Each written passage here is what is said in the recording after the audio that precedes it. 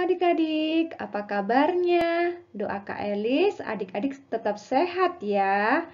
Nah, adik-adik, kita mau mulai materi kita untuk minggu ini. Nah, adik-adik, materi minggu ini adalah dosa karena lidah. Terambil di dalam Amsal pasal yang ke-15, ayatnya yang keempat. Lidah lembut adalah pohon kehidupan, tetapi lidah curang melukai hati. Apa itu lidah? Nah, lidah merupakan indera pengecap yang terdiri dari sejumlah bagian dan memiliki berbagai macam fungsi. Selain berfungsi sebagai pengecap, lidah juga memiliki beberapa fungsi utama, antara lain membantu kita berkomunikasi, mengunyah, dan menelan makanan. Lidah itu kecil, tetapi memiliki pengaruh yang sangat besar. Dengan kata-kata yang keluar dari mulut kita dapat menyebabkan hal yang baik dan hal yang tidak baik loh adik-adik. Jika kata-kata kita kasar, maka tidak ada teman yang suka dengan kita. Mereka tidak mau bermain dengan kita. Bahkan karena kata-kata kita, ada loh teman kita yang sampai menangis atau bahkan sedih. Yuk kita belajar dari firman Tuhan di dalam Bilangan pasalnya yang ke-12, ayatnya yang pertama sampai dengan ayatnya yang ke-10. Adik-adik yang punya Alkitab dibaca ya Bilangan pasalnya yang ke-12, ayatnya yang pertama sampai dengan ayatnya yang ke-10. Nah, adik-adik, Musa adalah hamba Tuhan yang tidak suka berkata kasar.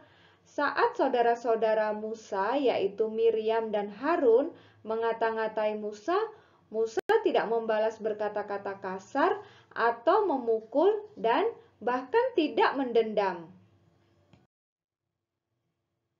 Kenapa Musa tidak membalas saudara-saudaranya ya? Karena Musa punya hati yang sangat lembut. Itulah sebabnya Tuhan sangat sayang pada Musa.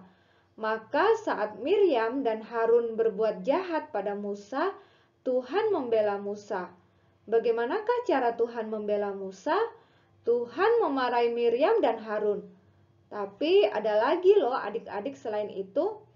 Apa yang kira-kira dilakukan Tuhan ya? Tuhan membuat Miriam terkena penyakit kusta.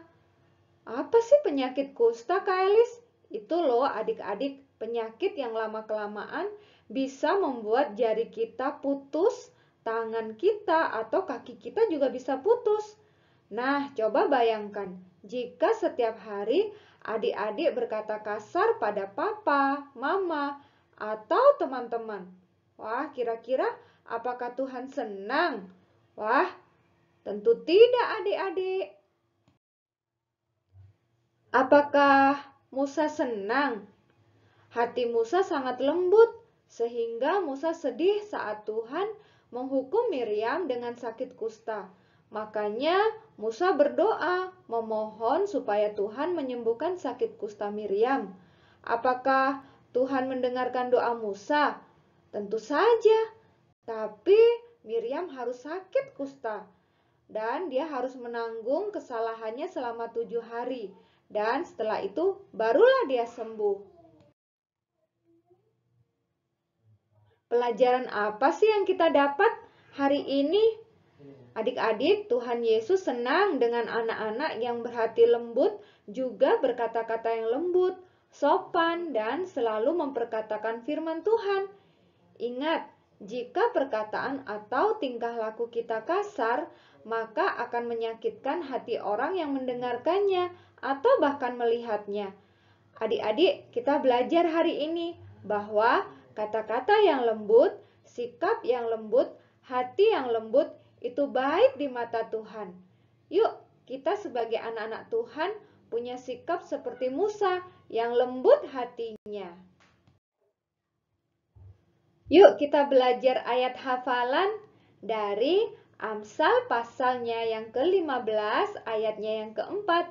Lidah lembut adalah pohon kehidupan, tetapi lidah curang melukai hati. Amsal pasal 15 ayat yang keempat. Lidah lembut adalah pohon kehidupan, tetapi lidah curang melukai hati.